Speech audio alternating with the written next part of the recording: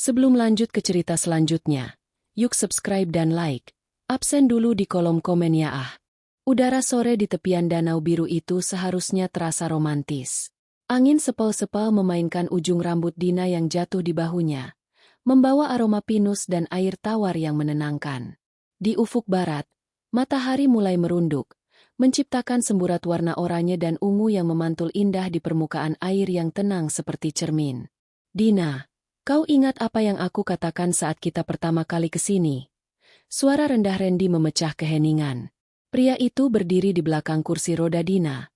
Tangannya menggenggam erat pegangan besi kursi itu. Dina tersenyum kecil, meski senyum itu tak sepenuhnya mencapai matanya. Sejak kecelakaan 2 tahun lalu yang merenggut fungsi kedua kakinya, senyum adalah hal yang mahal baginya. Kau bilang, danau ini adalah saksi bahwa cintamu tak akan pernah sedalam dasar airnya, jawab Dina lirih. Ternyata kau masih ingat, Mas. Tentu saja aku ingat. Aku mengingat setiap detailnya, sahut Randy. Namun, ada nada yang janggal dalam suaranya. Tidak ada kehangatan yang biasanya ada di sana. Nadanya dingin, datar, dan hampir terasa seperti logam yang bergesekan. Dina mengusap kain bludru yang menutupi pangkuannya. Di bawah kain itu, sepasang kakinya terasa mati, seperti benda asing yang menempel pada tubuhnya. Ia sangat bergantung pada Randy. Selama 2 tahun ini, Randy adalah kakinya, tangannya, dan dunianya. Randy yang menyuapinya saat ia terlalu lemah, Randy yang memandikannya dengan penuh kesabaran, dan Randy yang mengelola perusahaan peninggalan ayahnya saat Dina tak lagi mampu masuk ke kantor. Hari ini tepat 5 tahun pernikahan kita, Dina. Randy melanjutkan, mulai mendorong kursi roda itu perlahan menuju dermaga kayu yang menjorok ke tengah danau. 5 tahun yang panjang. Terutama 2 tahun terakhir ini sangat melelahkan. Langkah kaki Randy berderit di atas kayu dermaga. Dina merasa ada sesuatu yang salah. Mereka sudah berada di ujung dermaga, tempat di mana pagar pengaman hanya setinggi mata kaki. Di bawah mereka, air danau yang hitam dan dingin tampak sangat dalam. Terima kasih sudah bersabar denganku, Mas, kata Dina. Suaranya mulai bergetar karena firasat buruk yang mendadak muncul. Aku tahu aku menjadi beban bagimu. Tapi setelah pengobatan di Singapura bulan depan, dokter bilang ada harapan. Harapan? Randy tertawa. Itu bukan tawa bahagia, melainkan tawa mengejek yang memuakan. Ia berhenti mendorong. Kau benar-benar bodoh. Dina, kau pikir aku sungguh-sungguh ingin kau sembuh? Kau pikir aku menikmati peran sebagai pelayan bagi wanita cacat sepertimu selama 2 tahun? Dina membeku. Ia mencoba memutar lehernya untuk melihat wajah suaminya. Tetapi Randy mencengkeram bahunya dengan kasar, menahannya agar tetap menghadap ke arah danau yang gelap. Apa maksudmu, Mas? Kau bercanda, kan?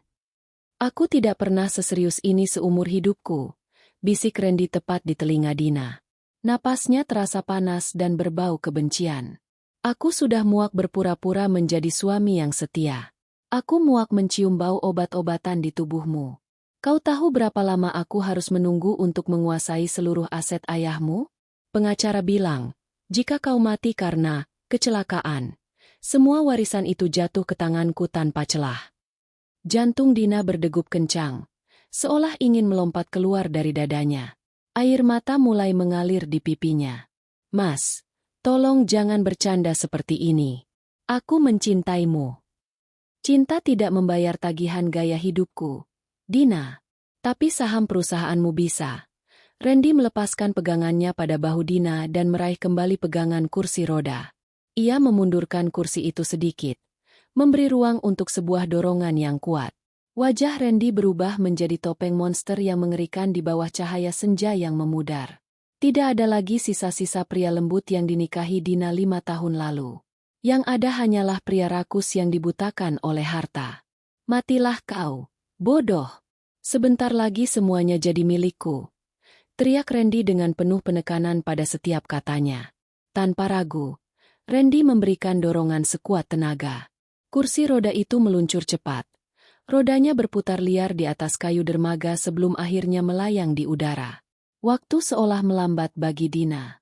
Ia melihat langit malam yang mulai muncul, merasakan angin yang menghantam wajahnya, dan melihat wajah Randy yang tersenyum puas di kejauhan. Biur! Air danau yang sedingin es langsung menelan tubuh Dina. Berat dari kursi roda berbahan logam itu langsung menyeretnya jatuh jauh ke dasar. Kegelapan menyelimuti pandangannya. Air masuk ke dalam hidung dan mulutnya, membakar paru-parunya. Dina meronta, tangannya menggapai-gapai ke atas, tetapi berat kursi roda itu terlalu kuat. Ia tenggelam. Semakin dalam, semakin dingin, dan semakin gelap. Di dalam keheningan bawah air yang mematikan itu, Dina bisa mendengar detak jantungnya sendiri yang melambat. Ia berpikir ini adalah akhirnya. Ia akan mati sebagai istri yang dikhianati, meninggalkan semua harta ayahnya ke tangan seorang pembunuh. Namun, tepat saat kesadarannya mulai meredup, sebuah sensasi aneh terjadi. Sesuatu yang belum pernah ia rasakan selama 2 tahun terakhir. Di dalam tekanan air yang luar biasa, sebuah aliran panas, seperti sengatan listrik yang sangat kuat, mendadak meledak dari tulang belakangnya, menjalar turun menuju saraf-saraf yang selama ini mati. Jari kakinya berkedut. Kemudian, betisnya menegang. Dina melebarkan matanya di dalam air. Rasa sakit yang luar biasa menghantam kakinya. Rasa sakit yang menandakan kehidupan. Di ambang kematian, tubuhnya bereaksi secara ajaib.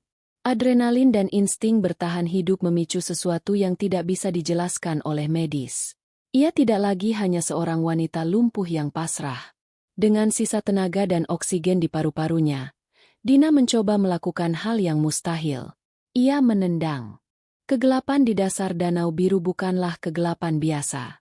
Itu adalah kegelapan yang pekat, berat, dan mencekik. Tekanan air terasa seolah ingin menghancurkan gendang telinga Dina, sementara paru-parunya mulai memberontak, menuntut oksigen yang sudah habis. Kursi roda logam yang menjadi penjara baginya terus menariknya ke bawah, ke dasar yang penuh lumpur dan rahasia. Namun, di tengah keputusasaan itu, sebuah keajaiban biologis terjadi. Sengatan listrik yang tadi menjalar di kakinya kini berubah menjadi rasa panas yang membara. Dina bisa merasakan otot-otot pahanya berkontraksi. Saraf yang selama 2 tahun ini membisu, tiba-tiba berteriak dalam rasa sakit yang sangat ia syukuri. Aku tidak boleh mati di sini. Batinnya di tengah kesadaran yang mulai kabur. Tidak di tangan pria itu. Dengan gerakan panik namun bertenaga, Dina meronta dari sabuk pengaman kursi roda yang mulai melonggar akibat tekanan air. Tangannya yang gemetar berhasil membuka pengaitnya. Begitu terlepas, ia melakukan sesuatu yang ia pikir tidak akan pernah bisa ia lakukan lagi. Ia menendang. Tendangan pertamanya lemah, namun cukup untuk mendorong tubuhnya sedikit menjauh dari kursi roda yang terus tenggelam ke kegelapan abadi. Tendangan kedua lebih kuat. Rasa sakit di kakinya terasa seperti ditusuk ribuan jarum, tetapi setiap tusukan itu adalah bukti bahwa ia masih hidup. Dina mulai berenang. Gerakannya tidak elegan. Ia lebih menyerupai makhluk yang berjuang keluar dari lubang jarum, tetapi ia bergerak naik. Permukaan air tampak seperti perak yang berkilauan di atas sana, kontras dengan bayangan hitam dermaga tempat Randy mungkin masih berdiri. Dina sadar, jika ia muncul tepat di bawah dermaga, Randy akan melihatnya dan mungkin akan menyelesaikan apa yang ia mulai. Ia harus berenang menjauh, menuju sisi danau yang ditumbuhi hutan lebat dan pohon-pohon tumbang. Di bawah air, Dina berenang secara diagonal. Penglihatannya mulai menguning karena kekurangan oksigen. Namun kemarahan yang membara di dadanya memberinya kekuatan tambahan. Setiap kali kakinya bergerak, ia membayangkan wajah Randy yang tertawa saat mendorongnya. Amarah itu adalah bahan bakar yang lebih kuat daripada oksigen manapun. Biur! Kepala Dina akhirnya memecah permukaan air. Ia menghirup udara sebanyak-banyaknya. Suaranya teredam oleh riak air agar tidak terdengar sampai ke dermaga yang berjarak sekitar 50 meter darinya. Ia segera bersembunyi di balik sebuah batang pohon besar yang mengapung, mengintip ke arah dermaga. Di sana, di bawah lampu remang-remang, ia melihat siluet Randy. Pria itu berdiri tenang, merapikan setelan jasnya seolah baru saja melakukan pekerjaan kecil yang bersih. Randy mengeluarkan ponsel, melakukan panggilan singkat, mungkin melaporkan kecelakaan itu pada seseorang, lalu berbalik dan berjalan pergi tanpa sekalipun menoleh ke belakang. Baginya, Dina sudah menjadi sejarah. Dina menunggu dengan tubuh menggigil kedinginan sampai suara mesin mobil Randy menjauh dan hilang ditelan keheningan malam. Dengan sisa tenaga yang ada, ia mulai mengayuh kakinya menuju tepian yang dangkal. Tanahnya berlumpur dan licin. Saat jemari tangannya menyentuh dasar yang dangkal, Dina merangkak keluar dari air seperti seekor hewan yang terluka. Ia tersungkur di atas tanah yang dingin, terengah-engah, dengan pakaian yang berat karena air. Kakinya terasa seperti jeli, bisa digerakkan, namun belum cukup kuat untuk menopang berat tubuhnya sepenuhnya. Saat ia mencoba menyeret tubuhnya lebih jauh ke dalam semak-semak untuk bersembunyi, jemari kanannya menyentuh sesuatu yang keras dan dingin di bawah tumpukan daun busuk dan lumpur. Awalnya ia mengira itu hanya batu, namun teksturnya terlalu simetris. Dina menggali sedikit dengan kuku-kukunya yang patah. Itu adalah sebuah kotak logam kecil, seukuran kotak cerutu, yang sudah berkarat namun tertutup rapat dengan segel plastik kedap air yang sudah kusam. Di atas kotak itu, ada sebuah ukiran kecil yang membuatnya tersentak. Inisial nama ayahnya, A.S. Adrian Sanjaya. "Papa?" bisik Dina dengan suara serak yang hampir hilang. Jantungnya berdetak liar. Mengapa ada kotak milik ayahnya tertanam di tepi danau ini? Ayahnya meninggal 3 tahun lalu dalam serangan jantung mendadak. Atau setidaknya, itulah yang dikatakan Randy dan dokter keluarga mereka saat itu. Dengan tangan gemetar karena kedinginan dan syok, Dina memaksakan kotak itu terbuka. Di dalamnya terdapat sebuah flash disk yang dibungkus plastik klip dan beberapa lembar kertas yang dilaminasi agar tahan air. Di bawah cahaya bulan yang pucat, Dina membaca baris pertama surat di dalamnya. "Dina, jika kau menemukan ini, berarti aku sudah tidak ada dan ketakutanku terhadap Randy terbukti benar. Jangan percaya pada siapapun di dalam rumah itu." Dina merasakan hawa yang lebih dingin daripada air danau menusuk tulang punggungnya. Surat itu menjelaskan bahwa ayahnya sudah lama mencurigai Randy yang diam-diam memindahkan aset perusahaan. Lebih mengejutkan lagi, ayahnya melampirkan salinan laporan mekanik tentang mobil yang dikendarai Dina saat kecelakaan 2 tahun lalu. Laporan itu menyatakan bahwa selang rem telah disayat secara sengaja, sesuatu yang tidak pernah diberitahukan Randy kepadanya. Tiba-tiba, suara ranting patah terdengar dari balik kegelapan hutan di belakangnya. Dina membeku. Apakah Randy kembali? Ataukah pria itu memiliki kaki tangan yang mengawasinya? Ia mencoba berdiri, namun kakinya yang baru saja bangun kembali lemas. Ia terjatuh kembali ke lumpur, mendekap kotak logam itu erat-berat di dadanya. Dari kegelapan, muncul sebuah bayangan tinggi. Seorang pria tua dengan janggut putih tipis dan tatapan mata setajam elang berdiri di sana, memegang sebuah senter tua. Ia mengenakan jaket kamuflase yang sudah pudar. "Kau seharusnya sudah mati, Nak." Suara pria itu berat dan serak, namun tidak terdengar mengancam. "Aku melihat semuanya dari balik jendela gubukku." Dina menatap pria itu dengan penuh kewaspadaan.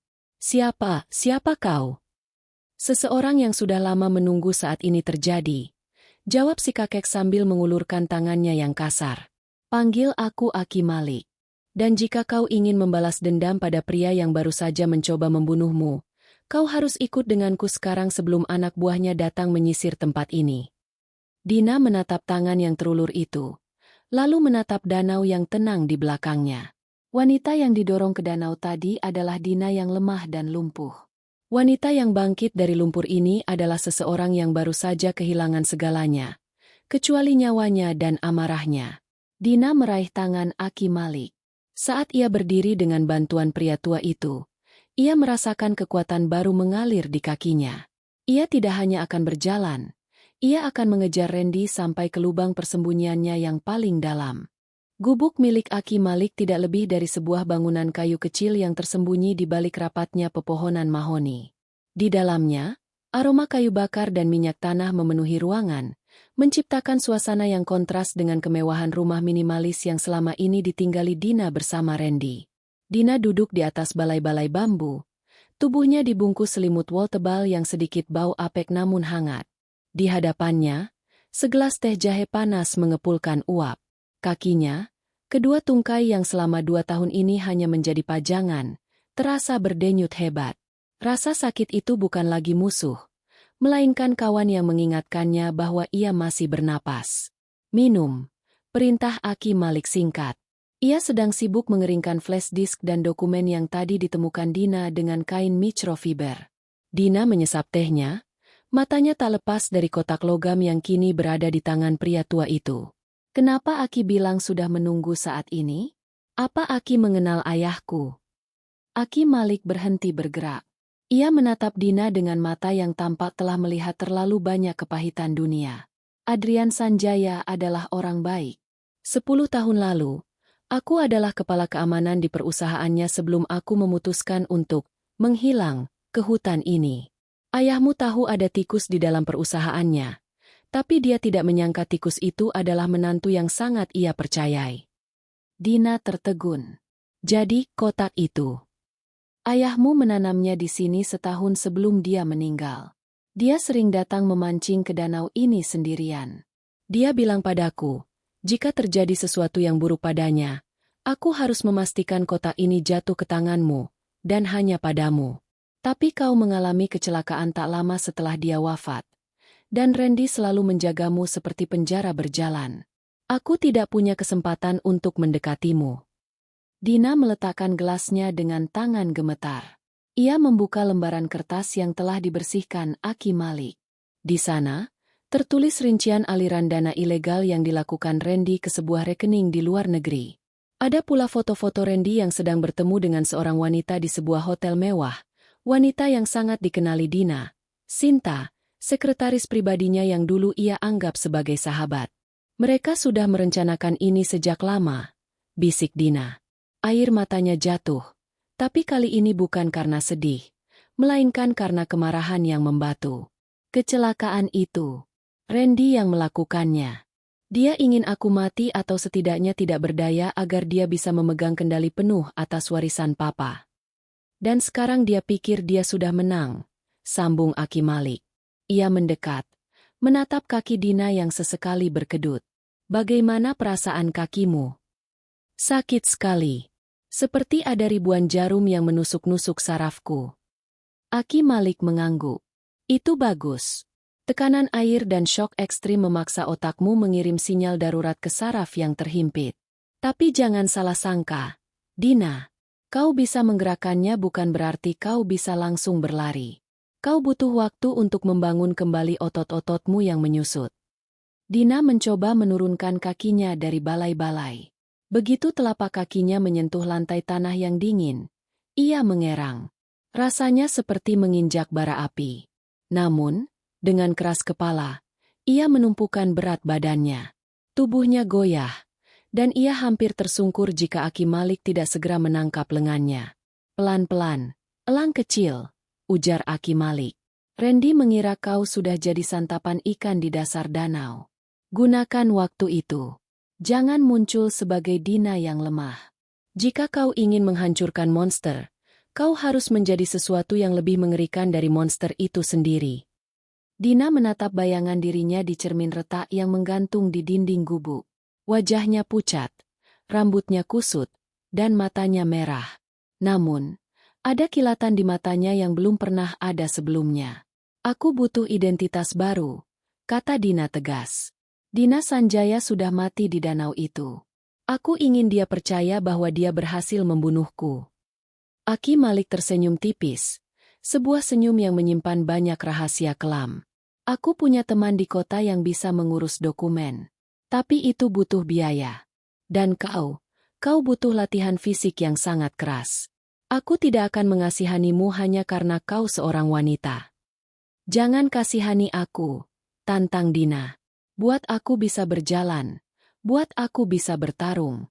Aku ingin Randy melihatku berdiri tegak saat aku meruntuhkan dunianya. Malam itu, di tengah hutan yang sunyi, sebuah kesepakatan dibuat. Dina menyerahkan perhiasan yang masih melekat di tubuhnya, sebuah kalung berlian pemberian ayahnya yang luput dari perhatian Randy, kepada Aki Malik sebagai modal awal. Selama beberapa hari berikutnya, Gubuk itu menjadi saksi bisu penderitaan Dina yang luar biasa. Setiap pagi, sebelum matahari terbit, Aki Malik memaksanya merangkak di tanah, lalu perlahan berlatih berdiri dengan bantuan 2 batang kayu yang dipasang sejajar seperti palang sejajar di pusat rehabilitasi. Dina sering jatuh. Ia berdarah. Ia menangis. Ia memaki. Namun, setiap kali ia merasa ingin menyerah, ia membayangkan suara Randy yang berteriak, "Matilah kau, bodoh!" Setiap kali bayangan itu muncul, Dina akan memaksa dirinya berdiri kembali. Di sela-sela latihan fisik, ia mulai mempelajari isi flash disk ayahnya melalui laptop tua milik Aki Malik. Di sana terdapat kunci-kunci akses ke brankas rahasia dan akun-akun bayangan yang bahkan tidak diketahui oleh Randy. Dia pikir dia memiliki segalanya. Gumam Dina sambil menatap layar. Dia tidak tahu bahwa papa sudah menyiapkan bom waktu di dalam sistem perusahaan yang hanya bisa diaktifkan oleh sidik jariku. Dina menyadari bahwa keajaiban di danau itu bukan hanya tentang kakinya yang bisa kembali bergerak, tapi tentang kesempatan kedua untuk melihat kebenaran yang selama ini tertutup oleh topeng cinta palsu. Sesuatu yang luar biasa telah terjadi. Jiwa Dina yang naif telah tenggelam, dan yang muncul ke permukaan adalah seorang wanita dengan rencana pembalasan yang sempurna. "Aki," panggil Dina suatu malam saat ia sudah bisa melangkah 5 kali tanpa bantuan kayu. "Ya." Berapa lama sampai Randy merasa aman dengan kemenangannya? Aki Malik mengisap rokok lintingannya. Orang seperti dia biasanya butuh 1 atau 2 bulan untuk menurunkan kewaspadaan. Saat itulah dia akan mulai berpesta. Dan saat itulah kau akan mengirimkan hadiah pertamamu. Dina mengangguk. Ia menatap kakinya yang kini tampak lebih kuat. 1 bulan. Beri aku 1 bulan. Aki. Aku akan menjadi Diana yang baru. Waktu adalah obat bagi luka. Tetapi bagi Dina, waktu adalah senjata yang sedang ia asah hingga tajam. 3 minggu telah berlalu sejak malam yang mengerikan di Danau Biru. Di dalam gubuk Aki Malik yang terisolasi, Dina menjalani transformasi yang melampaui batas kemampuan manusia normal. Jika medis mengatakan pemulihan saraf motorik membutuhkan waktu berbulan-bulan, kemarahan Dina memangkasnya menjadi hitungan minggu. "Lagi!" teriak Aki Malik. Dina menggeram. Keringat mengucur deras dari keningnya, membasahi kaos lusuh yang ia kenakan. Ia sedang berdiri di atas permukaan tanah yang tidak rata, mencoba menyeimbangkan tubuhnya hanya dengan 1 kaki. Otot-otot kakinya yang dulunya mengecil dan layu, kini mulai tampak mengeras. Rasa sakit yang dulu terasa seperti tusukan jarum kini telah berubah menjadi rasa pegal yang tumpul, tanda bahwa sarafnya telah tersambung kembali dengan sempurna ke otaknya. Setiap kali ia merasa lelah, ia akan memejamkan mata dan memanggil kembali memori itu. Dinginnya air danau, beratnya kursi roda, dan yang paling menyakitkan, tawa kemenangan Randy. "Cukup untuk hari ini," ujar Aki Malik sambil melemparkan sebotol air mineral. "Kau punya kemauan yang lebih keras dari beton, Dina. Tapi ingat, balas dendam bukan hanya soal kekuatan fisik. Itu soal otak." Dina meneguk airnya hingga tandas. "Aku sudah siap. Aki, bagaimana dengan dokumennya?" Aki Malik mengeluarkan sebuah amplop coklat besar dari balik meja kayunya. Di dalamnya terdapat paspor, KTP, dan beberapa dokumen legal lainnya. Dina melihat foto dirinya di sana, foto yang diambil Aki Malik beberapa hari lalu. Rambutnya yang dulu panjang dan anggun kini telah dipotong pendek dengan gaya pixie cut yang tajam, memberikan kesan dingin dan tangguh. "Mulai hari ini, kau adalah Diana Wijaya," kata Aki Malik. Seorang investor mandiri yang baru kembali dari Singapura setelah bertahun-tahun menetap di sana. Wajahmu sedikit berubah karena latihan keras ini, pipimu lebih tirus, dan tatapan matamu. Orang yang mengenal Dina Sanjaya tidak akan menyangka wanita setajam ini adalah orang yang sama. Dina menyentuh permukaan KTP barunya. Diana Wijaya. Nama yang bagus untuk seorang hantu. Malam itu, dengan bantuan koneksi satelit dari perangkat komunikasi canggih milik Aki Malik, yang ternyata adalah mantan ahli intelijen, Dina mulai mengintip ke dalam kehidupan baru, Randy. Layar laptop menampilkan umpan berita sosialita dan CCTV area publik yang berhasil diretas Aki. Dina melihat Randy di sebuah restoran mewah. Pria itu tampak sangat berwibawa, mengenakan jam tangan mewah yang dulu dibelikan ayah Dina. Di sampingnya, duduk Sinta, sekretaris yang dulu selalu bersikap manis di depan Dina. Randy tampak tertawa lebar sambil mengangkat gelas sampanye. Di bawah meja, tangannya menggenggam tangan Sinta dengan posesif. "Lihat mereka," bisik Dina. Suaranya sedingin es. "Mereka merayakan kematianku seolah-olah itu adalah pencapaian terbesar dalam hidup mereka. Mereka sudah mengumumkan kepada publik bahwa kau menghilang dan diduga tenggelam karena depresi," Aki Malik menjelaskan sambil menunjukkan kliping berita digital. "Polisi sudah menghentikan pencarian karena arus danau yang kuat dan kedalamannya yang ekstrim. Randy bahkan sudah mengadakan upacara tabur bunga 2 hari yang lalu. Dia berakting sebagai suami yang hancur di depan kamera wartawan." Dina mengepalkan tinjunya. Dia sangat pandai bersandiwara. Tapi dia lupa satu hal. Dia tidak pernah menemukan mayatku. "Itu adalah kesalahan terbesarnya," sahut Aki Malik. "Dan sekarang, dia mulai bergerak untuk menjual beberapa aset tanah milik ayahmu untuk menutupi hutang pribadinya yang membengkak akibat judi kasino di luar negeri. Dia butuh uang tunai cepat sebelum audit perusahaan dilakukan bulan depan." Dina tersenyum tipis. Inilah celah yang ia cari. Dia butuh pembeli. Seorang pembeli yang tidak akan banyak bertanya, yang punya uang tunai dalam jumlah besar, dan yang tampak sangat menguntungkan. "Kau ingin menjadi pembeli itu?" tanya Aki Malik. "Bukan hanya pembeli," jawab Dina tegas. "Aku akan menjadi malaikat penyelamatnya yang palsu. Aku akan masuk ke dalam hidupnya sebagai Diana Wijaya, sang investor yang akan membantunya membersihkan aset-aset itu. Aku akan membiarkan dia merasa menang sekali lagi, tepat sebelum aku menarik karpet dari bawah kakinya." Beberapa hari kemudian, persiapan dimulai. Dina mulai mempelajari kembali tata cara bicara, gestur, dan cara berjalan seorang wanita karir kelas atas. Ia tidak boleh menunjukkan sedikit pun keraguan.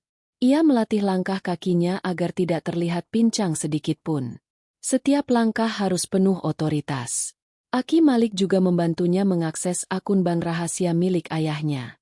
Ternyata, Adrian Sanjaya telah menyiapkan sebuah dana darurat di sebuah bank di Swiss yang hanya bisa diakses dengan kata sandi yang merupakan tanggal lahir Ibu Dina dan pemindaian retina mata, sesuatu yang tidak akan pernah bisa dicuri oleh Randy. "Jumlahnya cukup untuk membeli kembali setengah dari saham perusahaanku sendiri," gumam Dina saat melihat angka yang tertera di layar. "Gunakan itu dengan bijak," pesan Aki Malik. "Jangan biarkan dia curiga dari mana asal uang itu.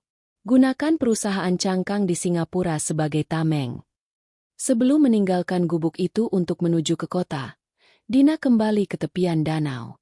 Ia berdiri tepat di tempat ia merangkak keluar dari air beberapa minggu lalu. Angin malam bertiup kencang, namun ia tidak lagi menggigil. Ia mengambil kursi roda tua yang ditemukan Aki Malik di gudang, sebagai simbol masa lalunya, dan mendorongnya kuat-kuat ke tengah danau. Kursi itu tenggelam dengan suara biur yang sama seperti malam pengkhianatan itu. "Selamat tinggal, Dina yang lemah," bisiknya pada kegelapan. Ia berbalik dan berjalan menuju mobil hitam yang sudah disiapkan Aki Malik di pinggir jalan setapak. Langkahnya mantap, punggungnya tegak. Transformasi fisik dan identitasnya telah selesai.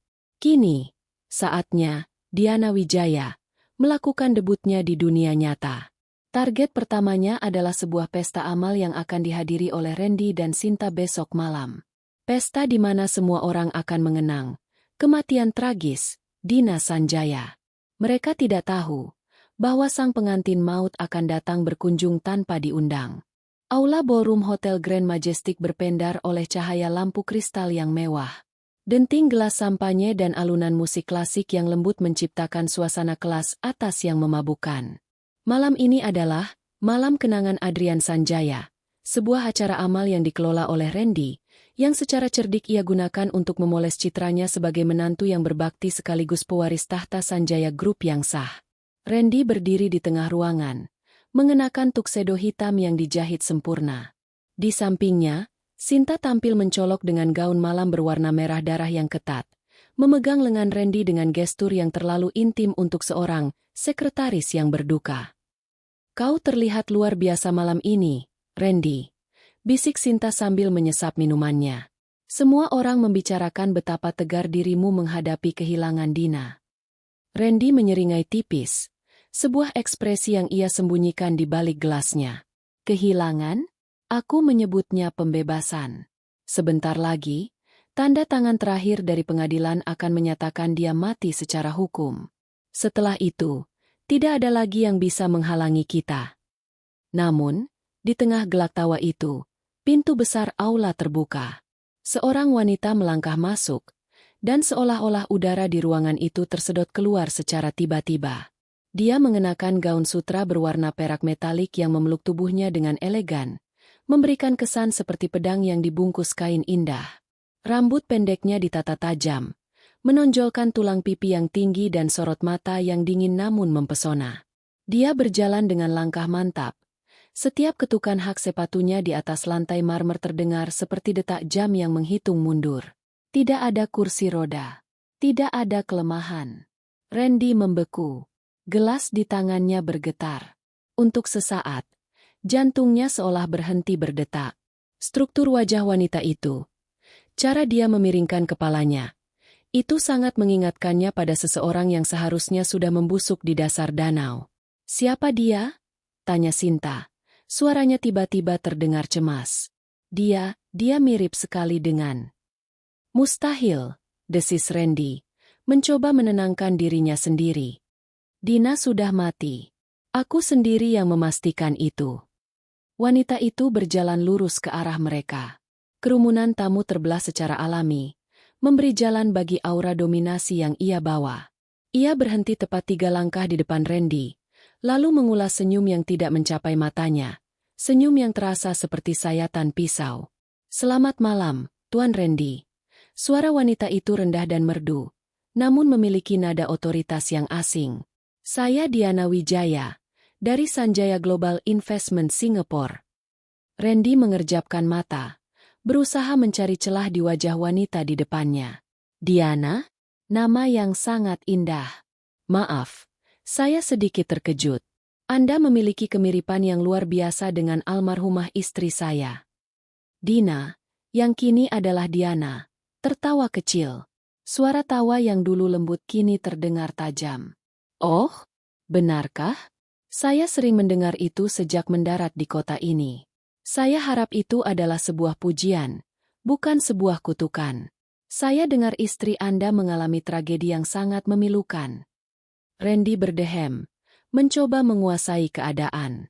"Ya, sebuah kecelakaan malang. Dia sangat depresi karena kondisinya. Tapi, apa yang membawa seorang investor dari Singapura ke acara amal kecil kami?" "Saya tidak menyebut Sanjaya Group sebagai kecil, Tuan Randy," sahut Diana sambil mengambil sebuah gelas dari nampan pelayan yang lewat. "Saya tertarik pada beberapa aset tanah yang kabarnya akan Anda lepas. Saya lebih suka melakukan bisnis secara langsung daripada melalui perantara yang lamban." Mata Randy berbinar mendengar kata aset. Inilah mangsa yang ia tunggu. Investor kaya yang bisa menyuntikkan dana segar untuk menutupi hutang judinya. Tentu. Kita bisa bicara di tempat yang lebih pribadi. Tapi silakan, nikmati pestanya dulu." "Tentu saja."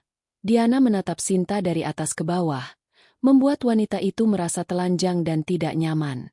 "Sekretaris Anda sangat mencolok. Merah adalah warna yang berani untuk sebuah acara peringatan kematian, bukan?" Wajah Sinta memucat. Sebelum ia sempat membalas, Diana sudah berbalik dan berjalan menjauh, bergabung dengan jajaran petinggi bank yang langsung menyambutnya dengan hormat. Sepanjang malam itu, Diana tidak membiarkan Randy tenang. Ia tidak melakukan serangan fisik, namun ia menyerang mentalnya. Setiap kali Randy tertawa, ia akan menemukan Diana sedang menatapnya dari sudut ruangan dengan tatapan kosong. Setiap kali ia mencoba memeluk Sinta, ia akan melihat Diana sedang berbicara dengan pengacara keluarga Sanjaya, seolah-olah sedang merencanakan sesuatu. Puncaknya terjadi saat sesi lelang amal dimulai. Randy melelang sebuah kalung mutiara milik Ibu Dina, Warisan yang seharusnya tidak boleh dijual. 10 miliar. Suara jernih Diana memecah keheningan ruangan tepat saat juru lelang baru saja membuka harga di angka 1 miliar. Seluruh ruangan berdengung. Itu angka yang tidak masuk akal untuk kalung tersebut. Randy menatap Diana dengan bingung sekaligus senang. Wanita ini gila harta. Atau dia hanya ingin pamer, pikirnya. Setelah memenangkan lelang, Diana naik ke panggung. Ia menerima kotak perhiasan itu, namun alih-alih memakainya, ia menatap Randy yang berdiri di samping panggung. Kalung ini sangat indah, ujar Diana melalui mikrofon. Suaranya menggema di seluruh aula. Tapi mutiara adalah simbol air mata. Konon, jika mutiara ini didapatkan dari hasil pengkhianatan, dia akan membawa sial bagi pemilik barunya. Apakah Anda percaya tahayul, Tuan Randy? Randy tertawa canggung. Saya hanya percaya pada bisnis, Nona Diana. Bagus. Diana tersenyum lebar. Kilatan benci di matanya tertutup oleh cahaya lampu. Karena bisnis yang akan kita lakukan nanti akan sangat tak terlupakan. Saat acara berakhir dan tamu mulai pulang, Randy pergi ke toilet untuk membasuh wajahnya yang berkeringat. Ia merasa tertekan tanpa alasan yang jelas. Saat ia berdiri di depan cermin, lampu toilet tiba-tiba berkedip-kedip. Di cermin yang beruap, ia melihat sebuah tulisan yang perlahan muncul, seolah ditulis oleh jari yang basah. Air danau itu dingin, Mas. Tapi neraka lebih panas. Randy tersentak mundur, menabrak pintu bilik. Ia menggosok matanya dan melihat ke cermin lagi. Tulisan itu hilang. Kosong. Hanya ada bayangannya sendiri yang pucat dan ketakutan. Ia berlari keluar. Jantungnya berdegup kencang. Di lobi, ia melihat Diana sedang masuk ke dalam mobil limusin hitamnya. Sebelum pintu tertutup, Diana menoleh dan memberikan sebuah isyarat tangan, gerakan kecil seolah-olah sedang mendorong sesuatu. Itu adalah gerakan yang sama yang dilakukan Randy di tepi danau. Randy jatuh terduduk di lobi hotel. Tangannya gemetar hebat. Ia mulai menyadari bahwa wanita bernama Diana itu bukan sekadar investor. Dia adalah hantu yang datang untuk menuntut balas. Dan permainannya baru saja dimulai. Dia tahu. Bisik Randy pada dirinya sendiri. Dia tahu apa yang kulakukan. Di dalam mobil yang melaju, Dina melepaskan anting-antingnya. Ia menatap keluar jendela, ke arah kegelapan malam. Babak pertama selesai, Randy, gumamnya. Sekarang, mari kita buat kau kehilangan akal sehatmu. Ketakutan adalah benih yang tumbuh paling subur di dalam kegelapan. Bagi Randy, setiap sudut rumah mewah yang dulu ia rampas dari Dina kini terasa seperti mulut raksasa yang siap menelannya. Kejadian di hotel malam itu bukan hanya sekadar ilusi.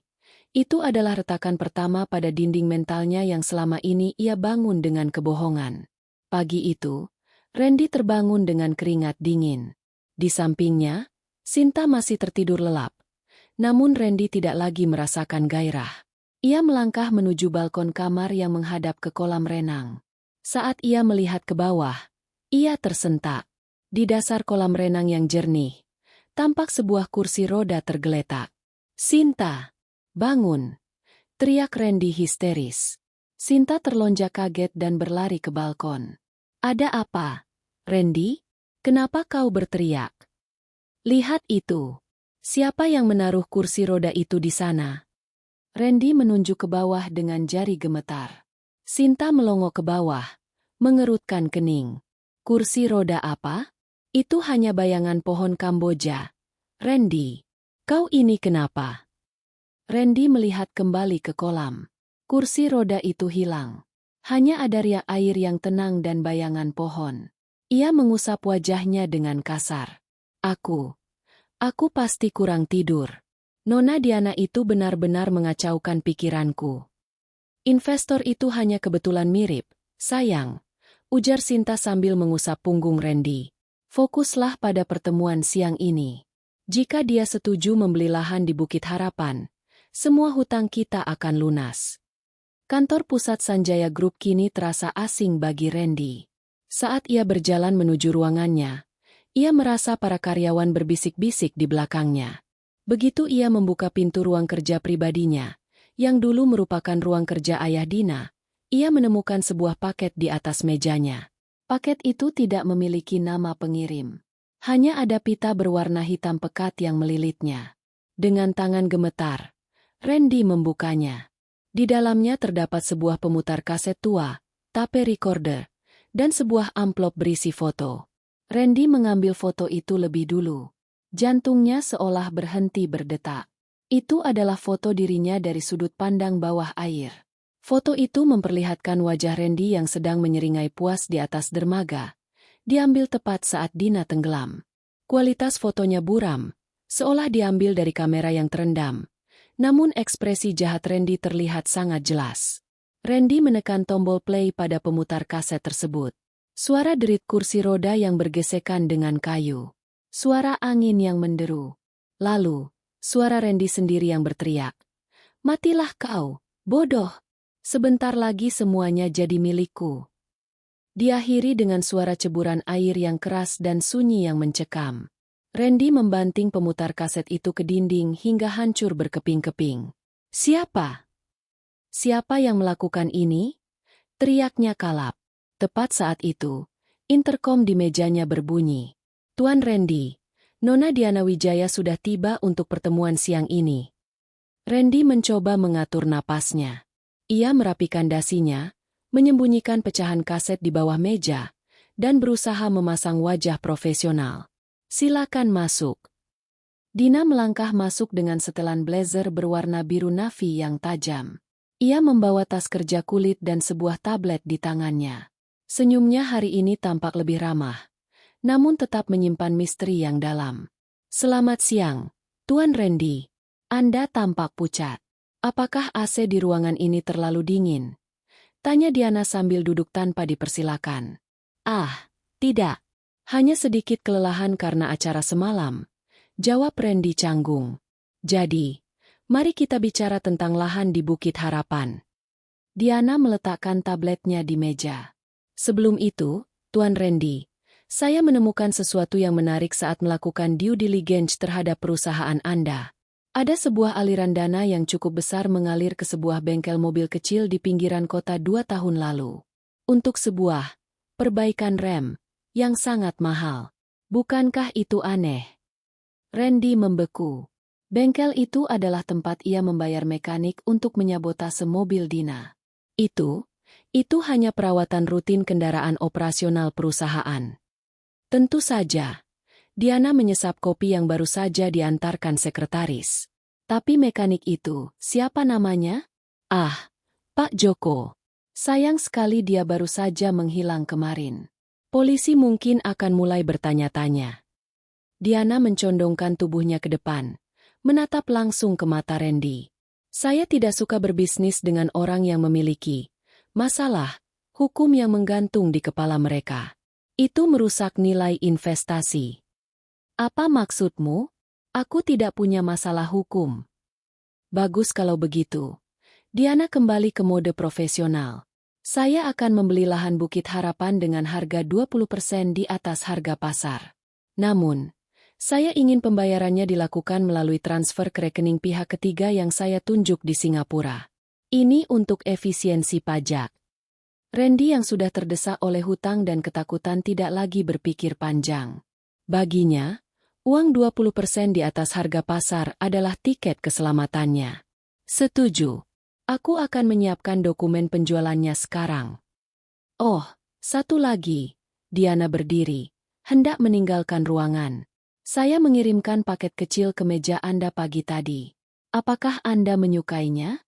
Saya pikir itu adalah kenangan yang indah untuk disimpan." Randy merasa seluruh darahnya surut dari wajahnya. "Jadi, kau yang mengirimnya?" Diana tertawa merdu. Sebuah suara yang kini terdengar seperti lonceng kematian di telinga Randy. "Saya? Mengirim apa? Saya baru saja tiba dari hotel." "Mungkin itu dari penggemar rahasia Anda, Tuan Randy. Banyak orang yang memperhatikan Anda lebih dari yang Anda kira." Setelah Diana keluar, Randy jatuh terduduk. Ia menyadari bahwa ia sedang masuk ke dalam perangkap. Namun ia tidak punya pilihan lain. Ia butuh uang itu untuk melarikan diri jika rahasianya terbongkar. Ia segera menelepon Sinta. Siapkan koper kita. Begitu transaksi dengan Diana selesai besok pagi, kita berangkat ke luar negeri. Aku merasa hantu Dina benar-benar ada di kota ini. Di luar gedung, Dina masuk ke dalam mobilnya di mana Aki Malik sudah menunggu. Dia sudah menggigit umpannya. Aki, ujar Dina sambil melepas kacamata hitamnya. Bagus. Besok saat dia menandatangani dokumen itu, dia tidak sadar bahwa dia bukan menjual lahan, tapi menyerahkan seluruh sisa sahamnya secara sukarela karena klausul yang kita selipkan di antara tumpukan kertas itu, sahut Aki Malik. Dina menatap ke arah gedung kantornya yang dulu. Teror mental ini baru pemanasan. Besok, aku ingin dia merasakan bagaimana rasanya kehilangan segalanya. Harta, martabat, dan kebebasannya. Malam itu, Randy tidak berani mematikan lampu kamarnya. Namun, saat ia mencoba memejamkan mata, ia mendengar suara air menetes dari kamar mandi. Tetes, tetes, tetes. Saat ia memeriksa, wastafel penuh dengan air yang berwarna merah seperti darah, dan di cermin kamar mandi, tertempel sebuah catatan kecil. Besok adalah hari terakhirmu sebagai orang kaya. Randy, nikmatilah tidurmu. Pagi itu, langit di atas Jakarta tampak mendung, seolah alam turut mempersiapkan panggung bagi sebuah kejatuhan. Randy berdiri di depan cermin, mengencangkan dasinya dengan tangan yang masih sedikit gemetar. Lingkaran hitam di bawah matanya tidak bisa lagi disembunyikan oleh bedak tipis sekalipun. Teror semalam di kamar mandi telah menguras sisa-sisa keberaniannya. Hanya satu tanda tangan lagi, Randy, bisik Sinta yang sudah siap dengan pakaian elegannya, berusaha menguatkan suaminya, atau lebih tepatnya, menguatkan sumber uangnya. Setelah ini kita pergi. Tiket ke Swiss sudah di tangan. Kita akan memulai hidup baru di sana. Randy mengangguk lemah. Ya, Swiss. Jauh dari danau itu. Jauh dari wanita bernama Diana itu. Pertemuan tersebut dijadwalkan di sebuah restoran fine dining yang telah dipesan seluruhnya oleh pihak Diana Wijaya. Restoran itu terletak di lantai paling atas sebuah pencakar langit, dikelilingi oleh kaca transparan yang memperlihatkan pemandangan kota yang muram. Saat Randy dan Sinta tiba, Diana sudah duduk di ujung meja panjang yang penuh dengan dokumen. Ia mengenakan setelan jas putih tulang, terlihat sangat kontras dengan suasana ruangan yang remang-remang. Di sampingnya duduk seorang pria tua yang tampak seperti pengacara senior. Namun Randy tidak menyadari bahwa itu adalah Aki Malik yang telah bertransformasi total dengan setelan jas mahal dan kacamata tebal. Selamat datang, Tuan Randy, Nona Sinta. Sapa Diana dengan nada dingin yang sopan. Silakan duduk. Saya tidak suka membuang waktu. Dokumennya sudah siap. Randy segera duduk. Matanya langsung tertuju pada angka yang tertera di halaman depan draft kontrak. Matanya berbinar. Angka itu cukup untuk membuatnya hidup mewah di Eropa selama 3 turunan. Saya sudah meninjau semuanya, kata Randy, mencoba terdengar berwibawa meski suaranya sedikit pecah. Lahan Bukit Harapan akan menjadi milik Anda sepenuhnya setelah tanda tangan ini. Diana tersenyum tipis, sebuah senyum yang mengingatkan Randy pada pemangsa yang melihat mangsanya masuk ke dalam jaring. Tentu, tapi ada sedikit revisi pada klausul tambahan. Mengingat ada risiko reputasi yang saya temukan baru-baru ini terkait Sanjaya Group, saya menyisipkan klausul jaminan aset pribadi sebagai agunan jika dalam 24 jam ke depan terjadi skandal yang menjatuhkan nilai saham. Randy mengerutkan kening. Skandal apa maksudmu? Hanya prosedur standar, Tuan Randy. Sahut Aki Malik dengan suara yang berat dan berwibawa. Jika perusahaan Anda bersih, Anda tidak perlu khawatir, bukan? Randy melirik Sinta. Sinta memberikan kode anggukan. Ia terlalu serakah untuk memedulikan detail kecil. Randy pun menarik napas panjang. Pikirannya hanya satu. Dapatkan uangnya, lalu lari. Ia mengambil pena emasnya dan membubuhkan tanda tangan di atas materai pada tumpukan dokumen yang tebal itu.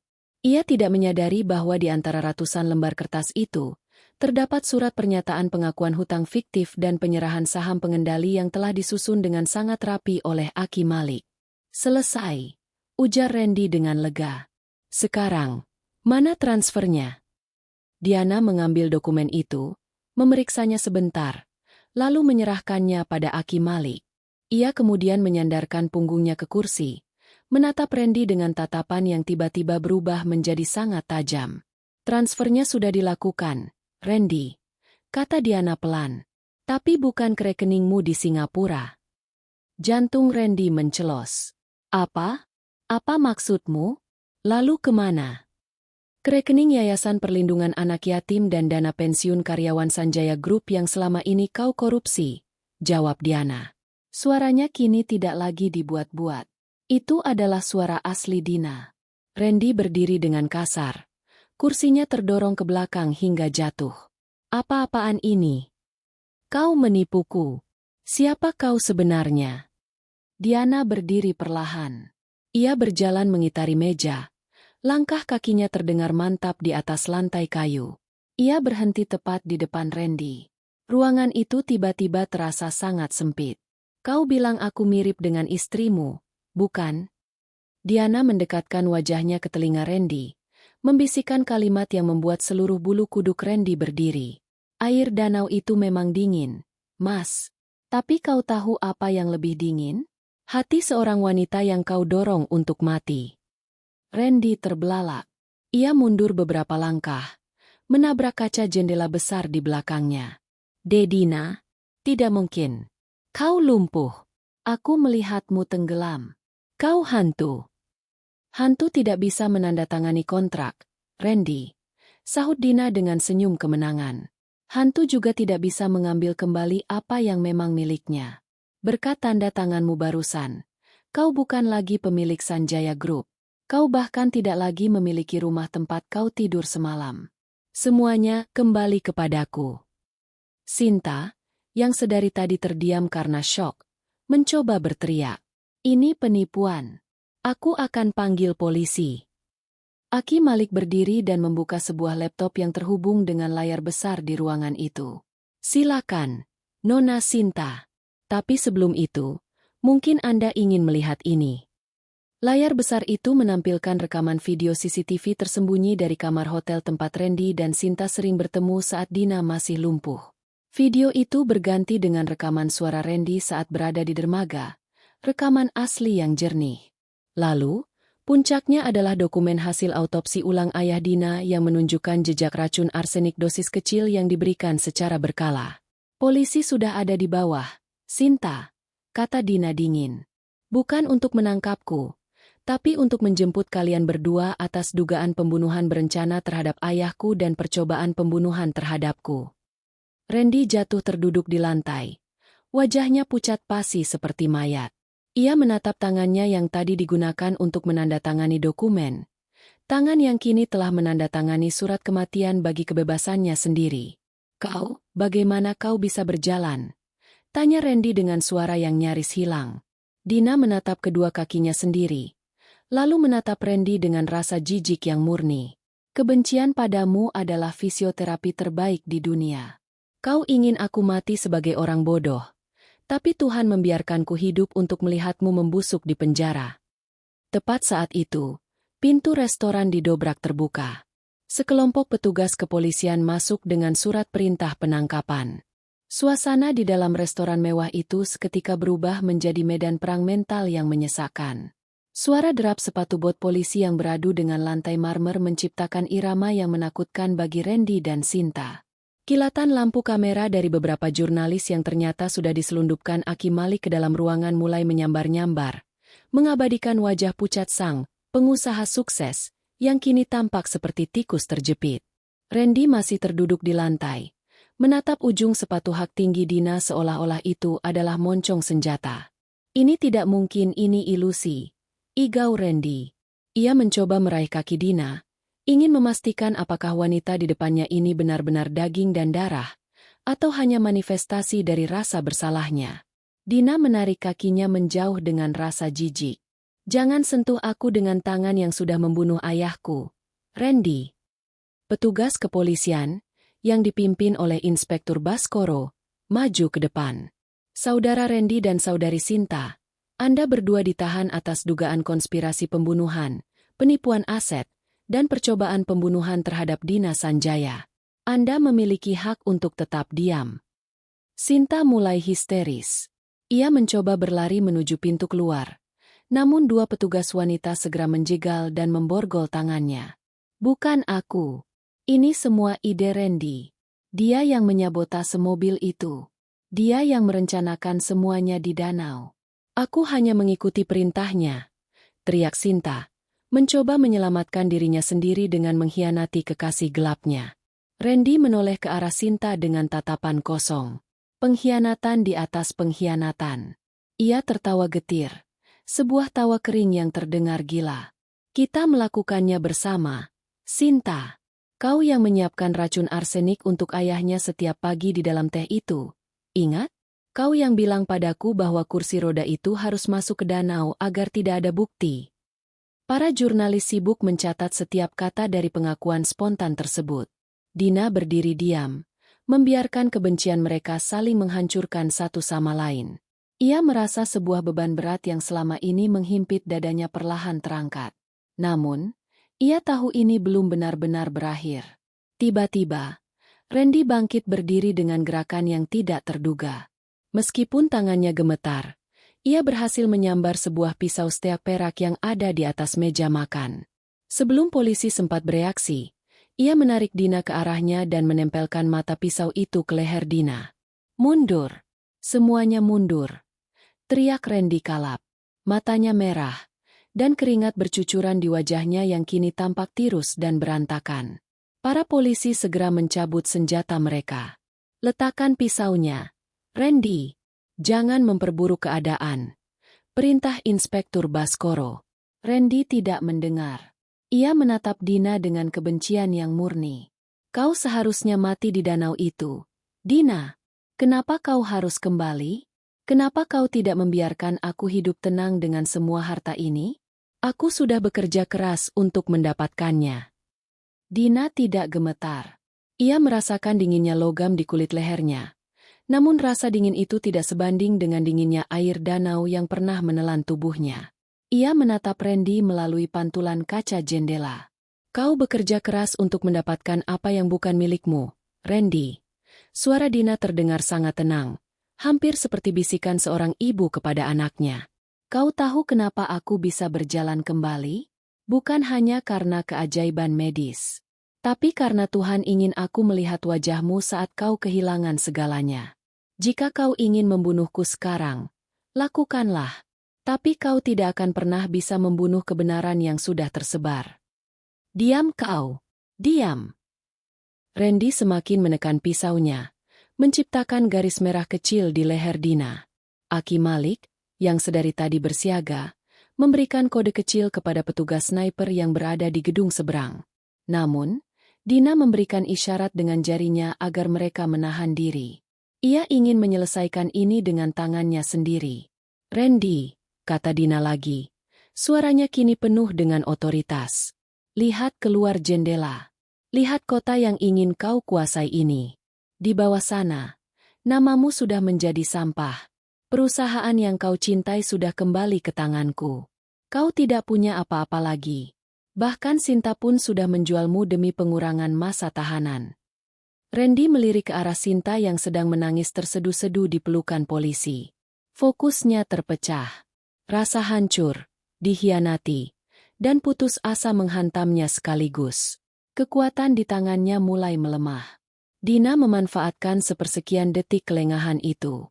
Dengan teknik bela diri dasar yang diajarkan Aki Malik selama di gubuk, Dina memutar pergelangan tangan Randy dan menendang tulang keringnya dengan kekuatan penuh. Kaki yang dulu lumpuh kini menjadi senjata pamungkasnya. Krak! Randy mengerang kesakitan saat pisaunya terjatuh. Dina tidak berhenti di situ. Ia memberikan satu pukulan telak ke wajah Randy, membuat pria itu terjerembab ke lantai, tepat di depan sepatu bot Inspektur Baskoro. Itu untuk ayah, bisik Dina. Polisi langsung meringkus Randy, menekan wajahnya ke lantai marmer yang dingin dan memasangkan borgol dengan kasar. Randy tidak lagi melawan. Ia hanya terisak, menyadari bahwa dunianya benar-benar telah runtuh. Dina berdiri tegak, merapikan setelan jas putihnya yang sedikit berantakan. Ia mengambil selembar tisu dan mengusap tetesan darah di lehernya. Ia kemudian berjalan menuju kamera jurnalis yang masih menyala. "Nama saya Dina Sanjaya," ujarnya dengan lantang ke arah kamera. "Dan hari ini, saya ingin mengumumkan bahwa Sanjaya Group telah kembali ke pemiliknya yang sah. Kepada para pemegang saham dan karyawan, jangan takut. Kegelapan telah berlalu. Saya kembali untuk memperbaiki apa yang telah rusak." Aki Malik menghampiri Dina dan meletakkan tangan di bahunya.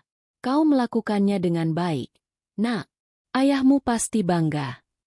Dina menatap ke arah cakrawala yang mulai cerah di balik awan mendung. Ia menang. Ia tidak hanya mendapatkan kembali hartanya, tapi ia mendapatkan kembali dirinya sendiri. Namun, saat ia melihat Randy diseret keluar dari ruangan, ada satu perasaan yang tersisa. Sebuah perasaan aneh bahwa perjalanan ini baru saja memulai babak baru dalam hidupnya yang lebih besar. Gedung Sanjaya Group hari itu tampak seperti sarang lebah yang diganggu. Berita penangkapan Randy dan kemunculan kembali Dina Sanjaya telah meledak di semua media nasional hanya dalam hitungan jam. Di lobi utama, layar besar yang biasanya menampilkan grafik saham kini memutar cuplikan video penangkapan Randy di restoran. Para karyawan berdiri mematung, antara percaya dan tidak percaya, melihat bos mereka yang sempurna diseret dengan tangan terborgol. Dina melangkah masuk melalui pintu putar otomatis. Kali ini, ia tidak menggunakan kursi roda. Ia berjalan dengan langkah yang diatur sempurna, mantap, berwibawa, dan tanpa ragu. Di belakangnya, Aki Malik dan tim pengacara serta auditor independen mengikuti seperti barisan pengawal kerajaan. "Selamat pagi, semuanya." Suara Dina menggema di lobi yang mendadak sunyi senyap. Beberapa manajer senior yang dulu merupakan kaki tangan Randy tampak memucat. Mereka saling lirik, mencari jalan keluar. Namun pintu keluar sudah dijaga oleh petugas keamanan baru yang dibawa oleh Aki Malik. "Nona Dina, Anda hidup?" tanya seorang manajer operasional bernama Mulyono dengan suara bergetar. Dia adalah orang yang membantu Randy memalsukan laporan keuangan untuk menutupi hutang judi. Dina berhenti di depan Mulyono, menatapnya dengan pandangan yang membuat pria itu menunduk layu. "Ya, Mulyono. Dan aku punya ingatan yang sangat tajam tentang siapa saja yang memalingkan wajah saat Randy mulai menghancurkan perusahaan ayahku. Temui tim auditor di ruang rapat lantai 10. Sekarang." Dina melanjutkan langkahnya menuju lift eksekutif. Lift yang selama 2 tahun ini tidak pernah ia masuki. Begitu pintu lift terbuka di lantai paling atas, ia disambut oleh keheningan yang menyesakan. Ruang kerja ayahnya masih tampak sama, namun aroma parfum Sinta yang menyengat masih tertinggal di sana. "Buka semua jendela," perintah Dina kepada sekretaris baru yang disiapkan Aki Malik. "Aku ingin udara kotor ini hilang sepenuhnya." Dina duduk di kursi kebesaran ayahnya. Ia mengusap permukaan meja kayu mahoni itu, merasakan kehadiran sang ayah yang seolah memberinya kekuatan. Namun, pekerjaan belum selesai. Ia membuka laptopnya dan masuk ke sistem internal perusahaan menggunakan kunci enkripsi yang ditemukan di flash disk dalam kotak logam di tepi danau. "Aki, apa mereka sudah siap?" tanya Dina. Aki Malik mengangguk. "Tim IT sudah memblokir semua akses keluar untuk rekening perusahaan. Kita sudah mengidentifikasi 8 manajer yang terlibat langsung dalam penggelapan dana. Bukti-bukti digital yang ditinggalkan Randy sangat ceroboh. Dia pikir tidak akan ada orang yang bisa masuk ke server cadangan ini." Satu persatu, para pengkhianat itu dipanggil ke ruangan Dina. Itu bukan lagi sebuah pertemuan bisnis, melainkan sebuah persidangan kecil. Dina tidak meledak dalam kemarahan. Ia jauh lebih berbahaya dari itu. Ia bersikap dingin dan analitis. Ia menyodorkan bukti-bukti pengkhianatan mereka di atas meja, catatan transfer, tanda tangan palsu, hingga rekaman percakapan rahasia. "Pilihannya sederhana," kata Dina kepada mereka. "Bekerja sama dengan kepolisian untuk membongkar seluruh jaringan Randy, atau kalian akan menyusulnya ke penjara malam ini juga dengan tuntutan maksimal." Tidak ada yang berani melawan. Kekuasaan Randy yang dulu terasa absolut kini runtuh seperti istana pasir. Sore harinya, Dina mengadakan konferensi pers mendadak di aula perusahaan. Puluhan wartawan berdesakan, berebut mendapatkan pernyataan dari wanita yang bangkit dari kematian, itu. Dina berdiri di podium tanpa naskah. Ia menatap langsung ke arah kamera. Selama 2 tahun, Sanjaya Group telah menjadi sandera keserakahan satu orang. Ayah saya, Adrian Sanjaya, membangun perusahaan ini dengan integritas. Pengkhianatan Randy bukan hanya serangan terhadap saya, tapi terhadap ribuan keluarga karyawan yang menggantungkan hidup di sini. Ia mengambil napas panjang. Matanya berkaca-kaca namun suaranya tetap tegas. Saya berdiri di sini hari ini untuk membuktikan bahwa kejahatan mungkin bisa berlari cepat. Tapi kebenaran memiliki napas yang lebih panjang. Mulai besok, audit total akan dilakukan, dan semua kerugian karyawan akan dikompensasi. Sanjaya Group telah kembali, dan kali ini, ia tidak akan pernah jatuh lagi ke tangan yang salah. Setelah konferensi pers berakhir, ruangan perlahan kosong. Dina terduduk di salah satu kursi, merasa lelah yang luar biasa menghantam seluruh tubuhnya. Kakinya mulai terasa berdenyut lagi, pengingat akan perjuangan fisiknya yang belum sepenuhnya selesai. Aki Malik mendekatinya, membawa secangkir teh hangat. Kau sudah menyelesaikan bagian yang paling sulit, Dina. Perusahaan sudah kembali. Randy dan Sinta sedang menunggu vonis di sel mereka. Dina menyesap tehnya, menatap matahari yang mulai terbenam di balik gedung-gedung pencakar langit. Kenapa rasanya belum benar-benar selesai? Aki? Aku sudah mendapatkan hartaku. Aku sudah memenjarakan mereka, tapi lubang di hatiku masih ada. Itu karena balas dendam hanya bisa menghancurkan musuhmu, tapi tidak bisa mengembalikan apa yang hilang. Jawab Aki Malik bijak. Kau sudah membalas kematianmu sendiri. Sekarang, tugasmu adalah mulai benar-benar hidup. Dina terdiam. Ia teringat kembali pada momen di dasar danau. Saat itu, ia hanya ingin selamat untuk membalas dendam.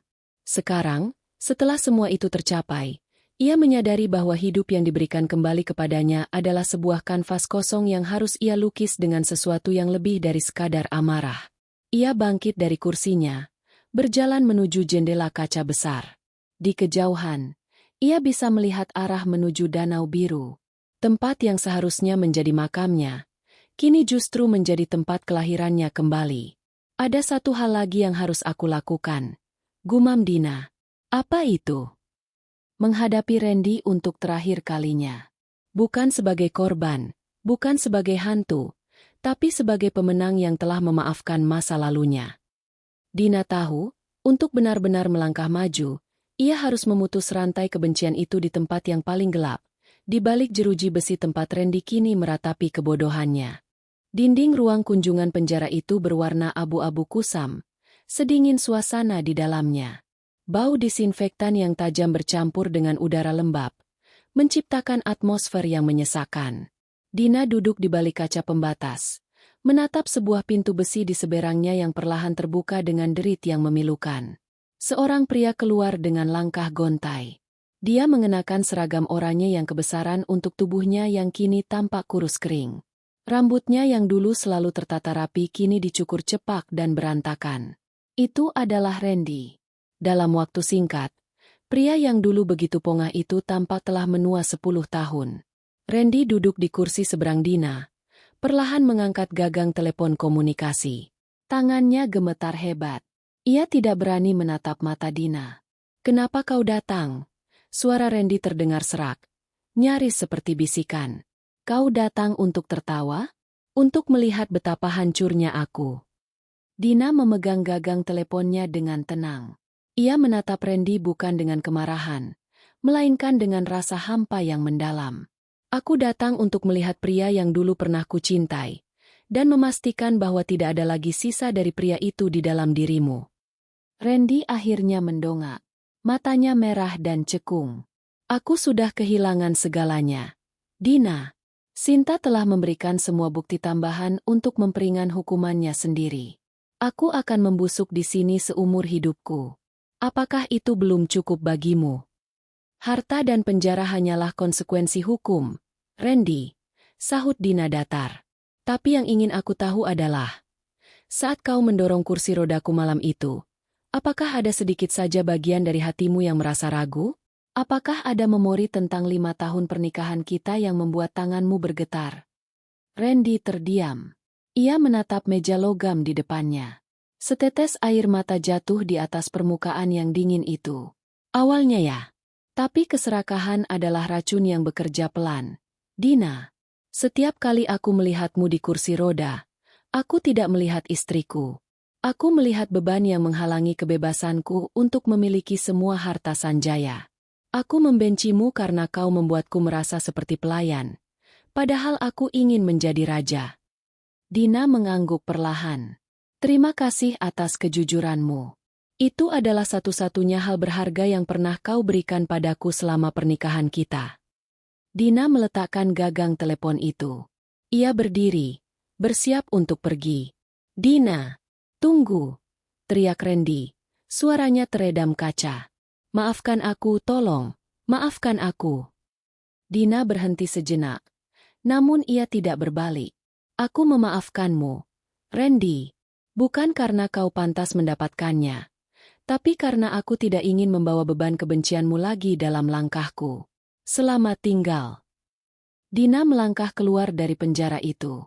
Sinar matahari siang menyambutnya, terasa hangat di kulitnya. Untuk pertama kalinya dalam bertahun-tahun, ia merasa benar-benar ringan. Sore harinya, Dina kembali ke tempat semuanya bermula, Danau Biru. Ia tidak datang dengan limusin atau pengawal. Ia datang sendiri, mengemudikan mobilnya ke tepi hutan. Ia berjalan kaki menyusuri jalan setapak yang dulu dilalui Aki Malik saat menyelamatkannya. Langkah kakinya kini kuat, tanpa keraguan. Setiap injakan kakinya di atas tanah berbatu adalah proklamasi kemenangannya atas takdir yang hampir merenggut nyawanya. Ia sampai di tepi danau, tepat di area dermaga kayu yang kini sudah diperbaiki. Permukaan air danau itu tampak tenang, memantulkan warna langit senja yang keemasan. Tidak ada lagi teror di sana. Danau itu bukan lagi makamnya. Itu adalah rahim tempat ia dilahirkan kembali. Dina mengeluarkan sebuah benda dari sakunya. Itu adalah cincin pernikahannya yang dulu sempat ia simpan di dalam kotak logam ayahnya. Ia menatap berlian kecil di cincin itu sejenak. Lalu dengan ayunan tangan yang kuat, ia melemparkannya jauh ke tengah danau. Plung! Riak air kecil terbentuk dan perlahan menghilang. Semuanya sudah berakhir, Papa, bisik Dina pada angin. Aku sudah mengambil kembali apa yang kau bangun.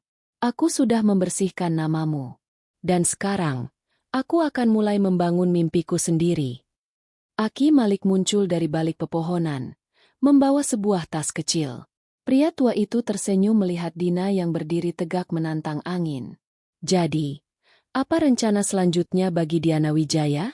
Atau haruskah aku memanggilmu Dina lagi? Dina berbalik. Sebuah senyum tulus merekah di wajahnya. Panggil aku Dina. Diana hanyalah alat untuk membalas dendam. Sekarang, aku ingin menjadi Dina yang baru. Aku berencana mengubah rumah lama Papa menjadi pusat rehabilitasi bagi orang-orang dengan gangguan saraf dan kelumpuhan. Aku ingin mereka tahu bahwa keajaiban itu ada, selama kita menolak untuk menyerah. Aki Malik mengangguk setuju. Itu adalah warisan yang jauh lebih indah daripada sekadar angka di rekening bank. Dina melangkah mendekati tepi air. Namun kali ini ia tidak takut akan kedalamannya. Ia merasakan kakinya menapak kokoh di atas bumi. Ia telah didorong ke dalam kegelapan yang paling pekat. Namun justru di sana ia menemukan cahaya di dalam dirinya sendiri. Ia mengambil satu langkah lagi, lalu langkah berikutnya, menjauh dari danau itu. Ia tidak lagi menoleh ke belakang. Di depannya, cakrawala membentang luas, penuh dengan kemungkinan-kemungkinan baru yang menanti untuk dijelajahi. Dina Sanjaya tidak lagi membutuhkan kursi roda. Ia memiliki sayap yang tumbuh dari rasa sakitnya, dan hari ini, ia mulai terbang. Tamat.